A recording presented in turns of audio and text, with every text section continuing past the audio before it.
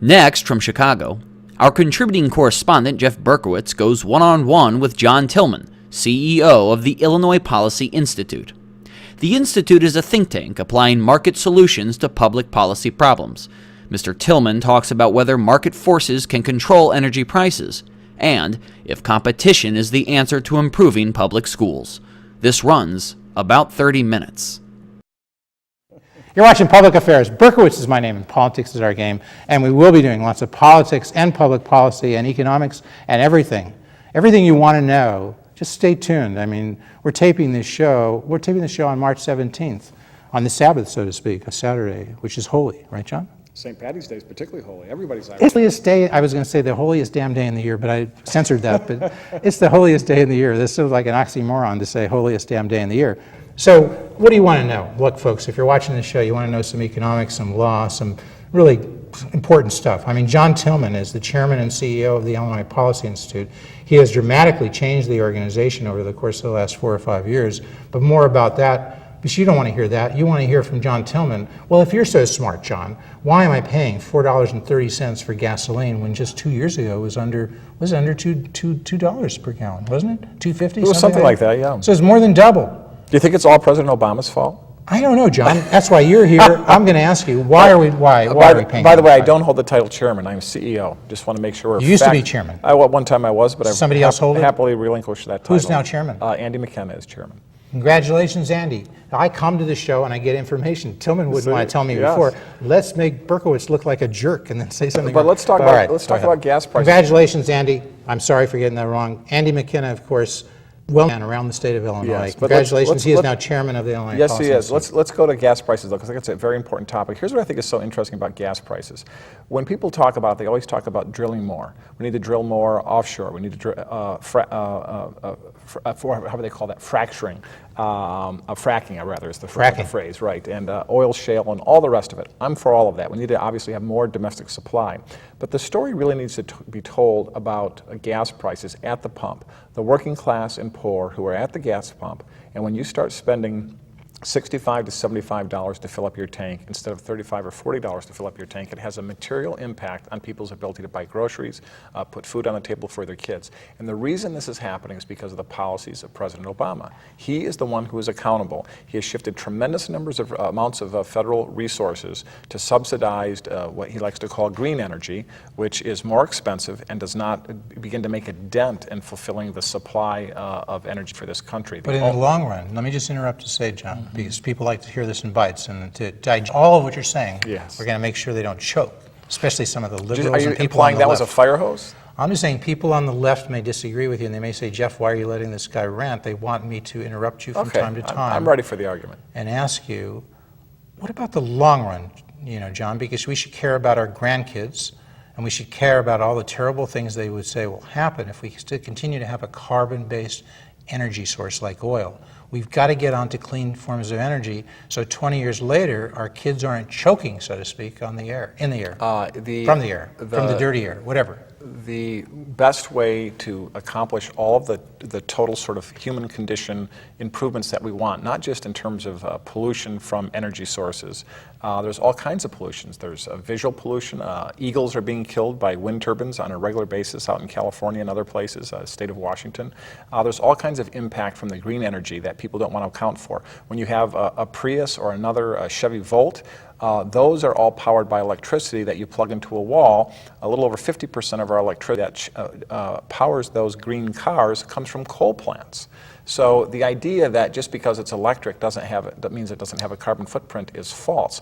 The bottom line isn't there clean coal as well? And are all those plants clean coal, or are they dirty coal? It's all over. There's all kinds of coal. I mean, there's different kinds of coal. Some of it burns more cleanly than others. But that's really all of these are red herrings to the real issue. Well, let me ask you one thing, and then you go on. But it's relevant to your point because you said it's the Obama administration that's responsible for these high prices. In part. I mean, no one thing is responsible. Certainly, President Obama has put a chill on exploration in the Gulf.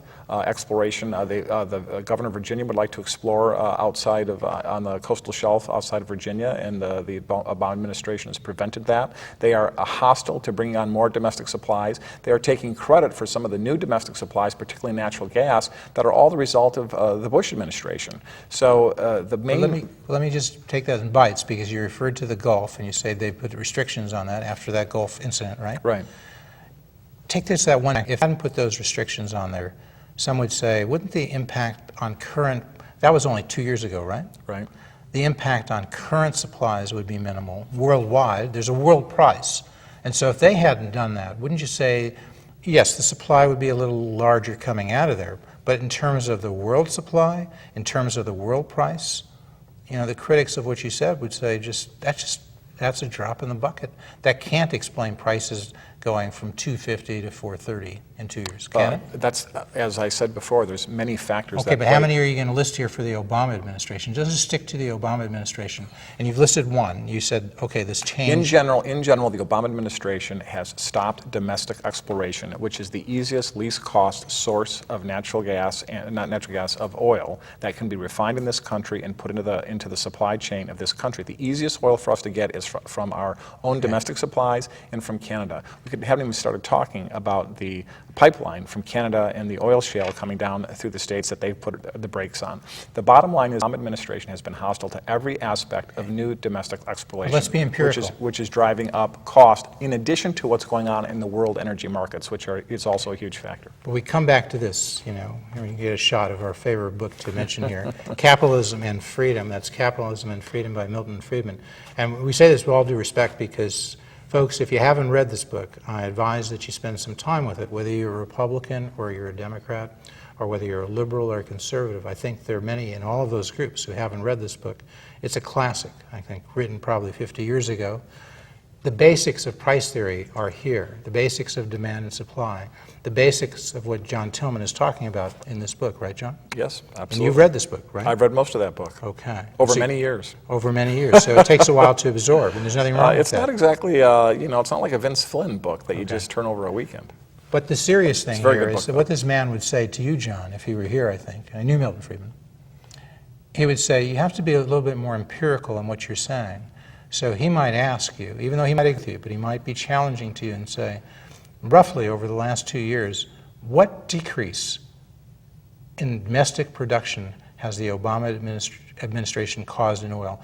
Would you say oil production domestically in the last 2 years is 10% lower as a result of their policies? 20? Jeff, Can you give me some ballpark range? Because if no, it's I 2%, can't. if it's 2%, it's not credible to say that they've significantly affected the world price of oil. Do you see my point? I do, but I think that point's not relevant to what the discussion is, with all due respect to you. The point is, what is the price of gasoline at the pump? And it's higher than it's been in years. And the question you asked is, why is that? There are many reasons why, which is what I said earlier. Okay. And it comes down to what Milton Friedman taught. It comes down to supply and demand. And part of that equation is anticipated future cost of the energy replacement source. So if you're pumping out gasoline from your tank today, and you're going to replace that next week, do you think that price next week is going to be more or less than today? If you think, even though you might have paid less for the gasoline in your tank today, you will raise your price. That's one factor, so anticipated cost on the road. The second factor is worldwide demand and how important that is, China and all the other growing markets around the country.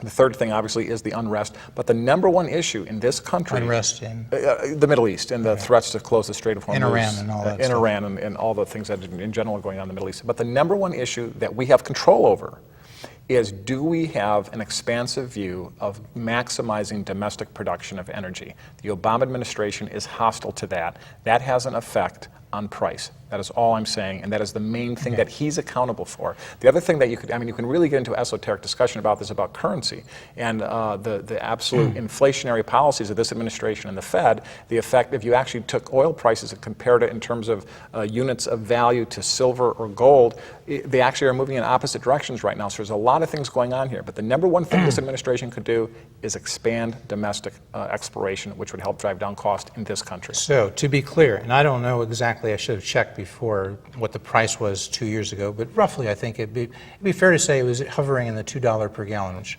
Because not too long ago, actually we're taping the show on March 17th, And not too long ago, I was talking about the price roughly doubling from about $1.80 to $3.60.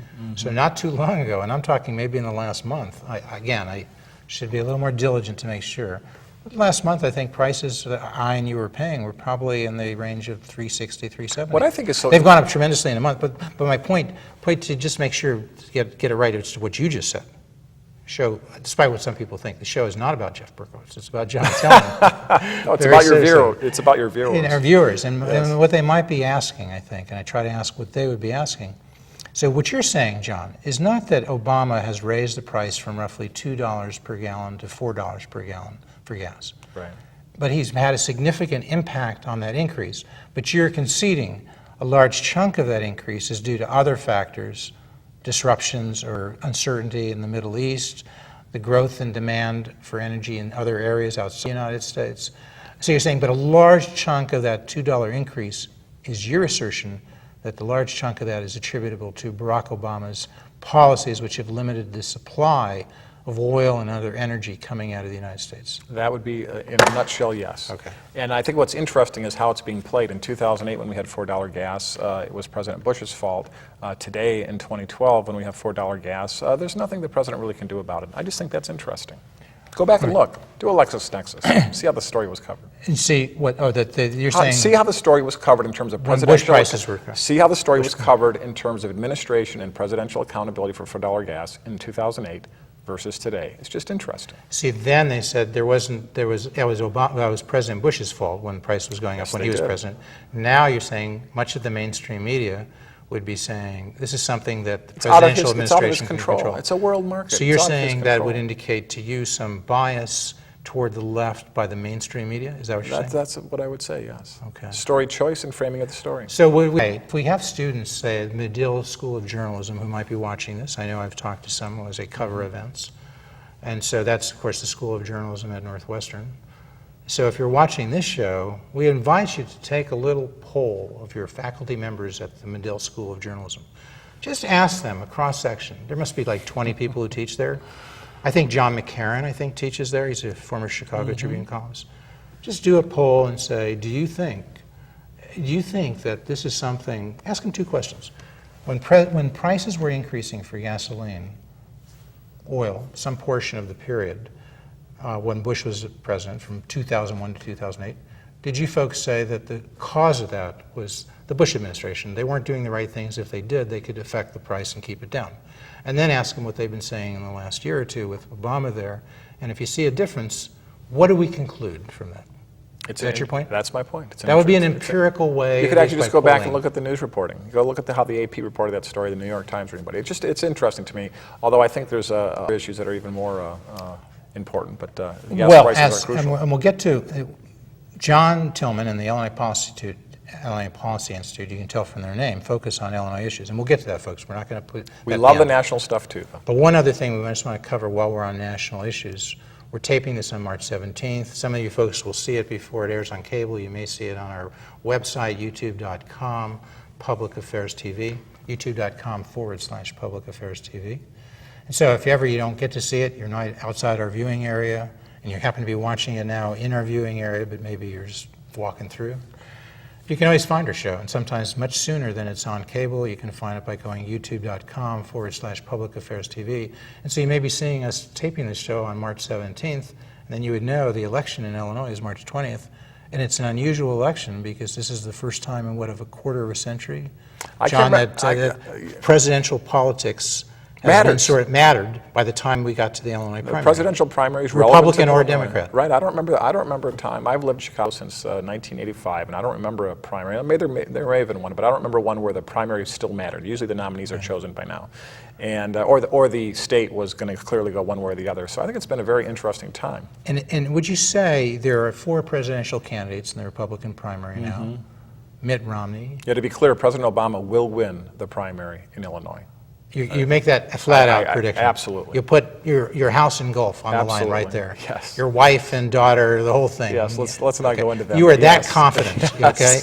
Yes. That Obama will win the primary, the Democratic primary. Pretty confident. And will you also say, unequivocally, he will win his race for re-election in 2012? I would not say that.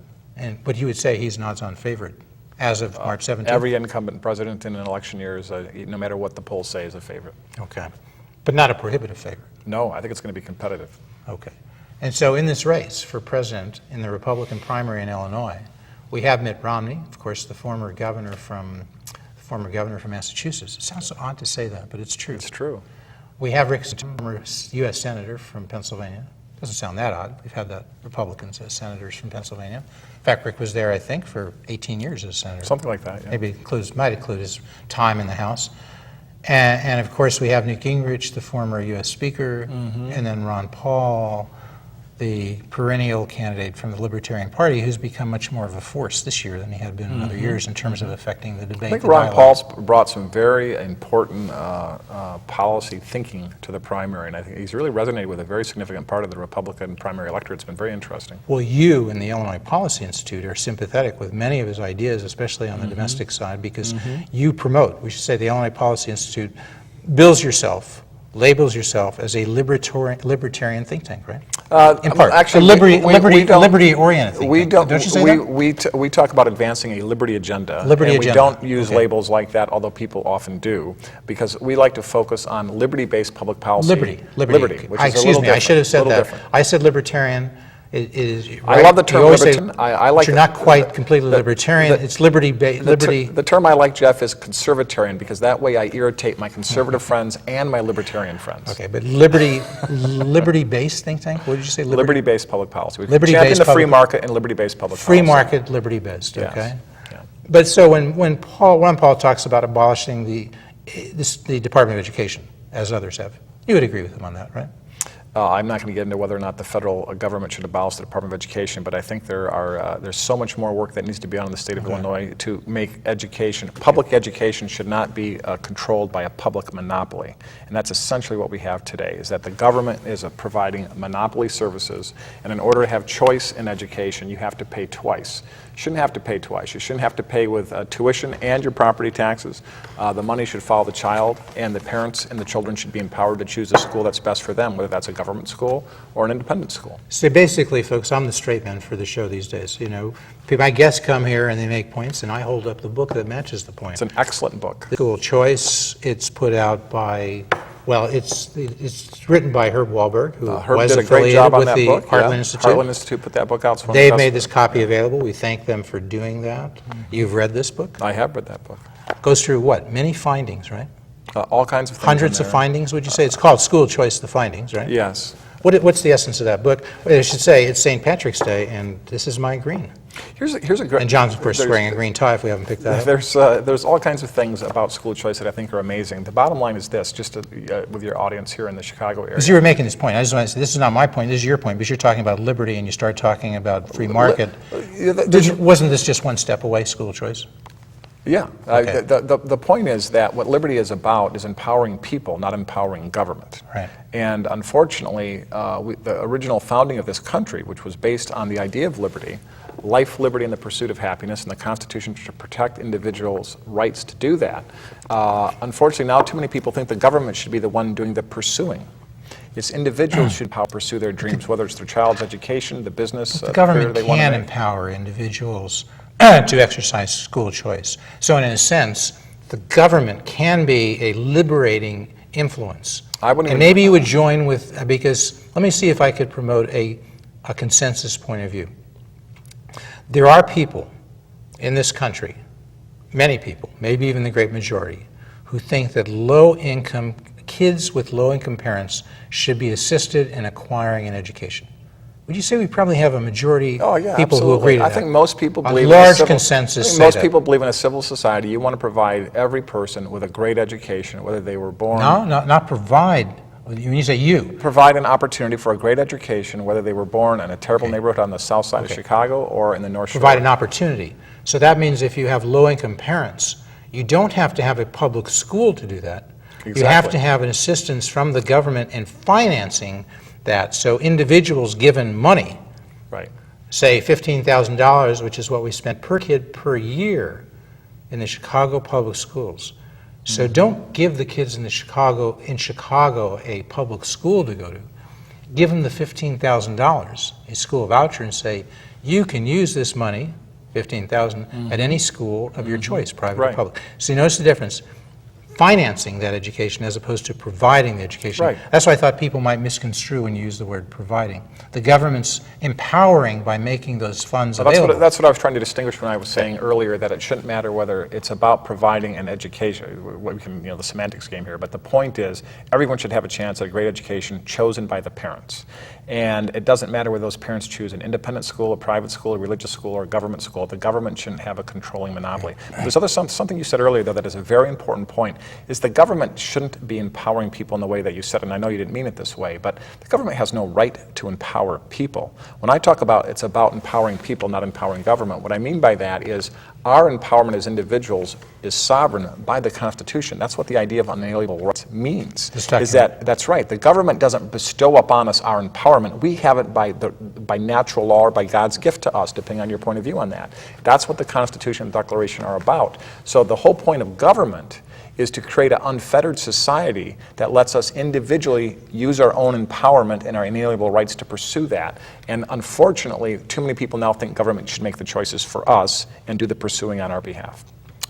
Right, and I certainly didn't This mean is a very to imply, esoteric discussion. But it's not that esoteric because it is important, because John raised this point here, and I'm reaching in my pocket to pull out my pocket Constitution, because I did learn that at the University of Chicago Law School when our constitutional law professor, not Barack Obama, a person somewhat different, Gerhard Casper, who went on to become head of Stanford. But Gerhard Casper, when he taught con law, he would tell us as law school students at the University of Chicago, I wonder if they're teaching this now. He would say, keep that Constitution in your pocket and don't leave home without it. Right. John, it's words to the wise. Because this document, which is roughly 20 or 30 pages, even in this size, has the essence of this country, has the essence in its Bill of Rights of what people rely on when they rely on freedom. And there are certain things that the federal government is empowered to do by this document. Very limited. Very limited. Yes. And the thing is, if they're not empowered to do this by this document, they shouldn't be doing it. All the powers not enumerated to the federal government are left to the states and to the people as That's specified. the 10th Amendment of the Constitution, right? And unfortunately, the federal government, and to some degree the states, have taken on way too much control over our lives. But sometimes the federal government can do some good. Maybe you would think this Usually is when going they turn too off far. the lights at 5 o'clock and go No, home. but think about when the Congress, led by Republicans, because Washington, D.C. is sort of an odd deal as a district, and it's actually run in large part by the U.S. House, and I think the Senate, by the U.S. Congress, and they voted to have so-called opportunity scholarships, I would call them school vouchers, for kids in low-income schools or kids in schools whose parents are low in Washington, D.C., and this was giving kids a choice. They could take that $7,500, much less than the cost being paid for the public school, and go to the private school of their choice.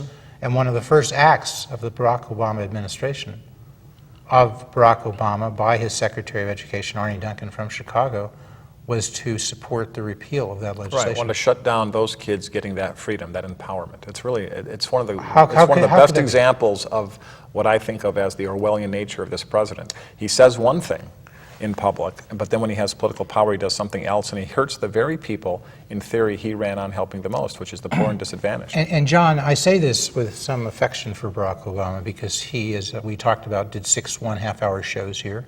Yes, but I've actually been on your show more, I've learned today. You have been on, but you've had a But longer I will never be period president of the over- United States. Well, I don't understand, because I tell people if, Does everybody who comes on your show become president? I just tell people who decline to come great. on, remember Barack came on here 6 times and he became president. You're now the counterexample, John. You're undercutting me at every opportunity. All right. No, but seriously, the thing is, I You've have had some amazing affection. people on this show, seriously. No, but the point is, in June of 2002, before he was running for the U.S. Senate, Barack Obama said basically, and I have this on tape, people want to see it on video, he would do anything to improve the quality of education for the kids. And I said, even school vouchers. He said, everything has to be on the table. I said, I take that as a yes, and we moved on. A year later, in 2003, now he was a U.S. Senate candidate, and I started talking to him about the school of choice. He said, we don't need to, we've already covered. I said, you might have changed. I said, for instance, do you still support school vouchers? He said, as you know, Jeff, I have not supported school vouchers, I support charter schools.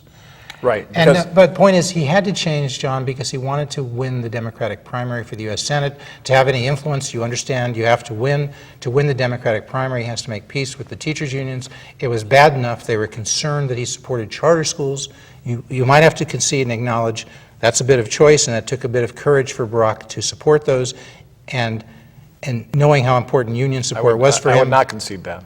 You wouldn't concede that. You wouldn't concede to upset the teachers' unions by supporting charter schools. You would concede that. I would not concede that. You I don't think it took any courage for Barack Obama to support charter schools. Charter schools, by the time I'm quite serious about this. When Barack You're Obama, heading into your time now, talking about the Illinois Policy Institute and your budget. I'm having too much and fun we've only got talking about 5 this. minutes, so if we That's don't get okay. to it. The short version of it, yes, but Okay. The short version of this is these are important issues, though, actually, because to give a guy credit We've and got call 4 it minutes courageous, left, so you and call decide it how you wanna courageous use when it. it isn't courageous is, in my view, wrong. It's not courageous to support charter schools when that's the fallback position that has already the received wisdom of the Democratic political establishment in Illinois. Mayor Daley at the time, the entire Democratic political establishment in the city of Chicago was all in with charter schools and had been for a long time. So there's no particular courage for him to adopt that policy, which had already become settled policy. In 2002, Absolutely. in 2002, 2003, there were about 20,000 out of 400,000 students in charter schools. That's true, but in Chicago. The point that's is, not the like point a big is, thing. You the know? point is, the battle had been fought. There was no courage there. What was, in my opinion, what was not courageous was the point that you made that I was going to make, which is he changed his position because he had to consult with the teachers. Here's my point.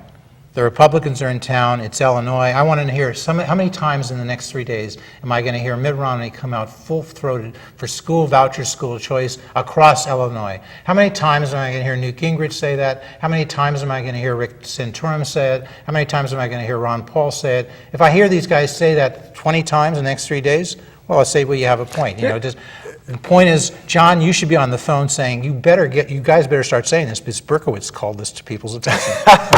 Hey, one thing before your show No, ends, I believe I do want support people to school see vouchers. our Okay. Budget Solutions 2013 Yeah, right. because we did put out our 4th annual budget. It cuts and reforms and restructures $7 billion of spending of the state budget. We've done it 4 years in a row. Every year we've balanced the budget. No tax hike. Actually, we repeal the tax hike starting in January of 2013. We make the full pension payments. We start paying down the past due debt. It's the only total solutions package out there that actually balances the budget and repeals the tax hike. People should check it out at IllinoisPolicy.org. And slow that down. You're saying cut $7 billion, and that means we have a balanced budget. Right now, for what Governor Pat Quinn has is a balanced operating budget, roughly, but it leaves $7 billion that we owe, right?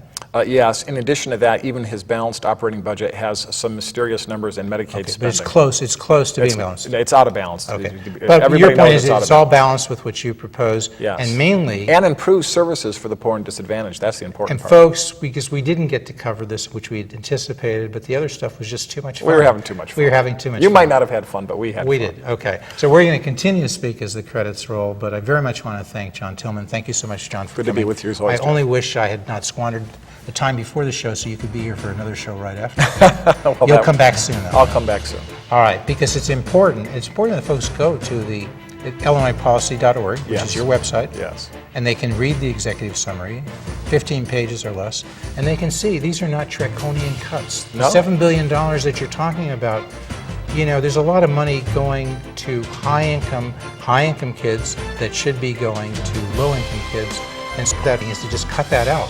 Yes. So part of the Illinois funding goes back to the public schools, but it's not to help low-income kids. It's to take money from everybody, which includes low-income people, and give it to higher-income or middle-income people. Right? Yes. Part of what goes on right now is you have a wealth transfer, ironically, from working class and poor to the wealthy school districts. We think that should stop. And that's $1 billion or $2 billion right there. You have what you call sensible spending, which are reasonable cuts in the human services area, and that's about $2 billion Yeah, right but the there, biggest right? one that is important to And talk that's about is Medicaid. Medicaid, Right. because what we propose is a premium support system where Medicaid patients would get an insurance card just like any other patient. They would no longer have the scarlet M on their forehead with a door slammed in their face because the state won't pay Medicaid bills. So right now, people, you're saying, don't really have access to health care because people see that you're getting Medicaid or Medicare, which is another story, and they just shut you out. Exactly. And so there's a crowd-out effect. Then it's the pensions, these elaborate pensions, these costly pensions that are paid to state employees. They're not contributing enough. If you cut that out, then you could give it to the people who truly in need, right? You're watching the Illinois Channel, an independent nonprofit corporation formed to provide gavel-to-gavel coverage of Illinois state government and other public affairs events taking place across Illinois.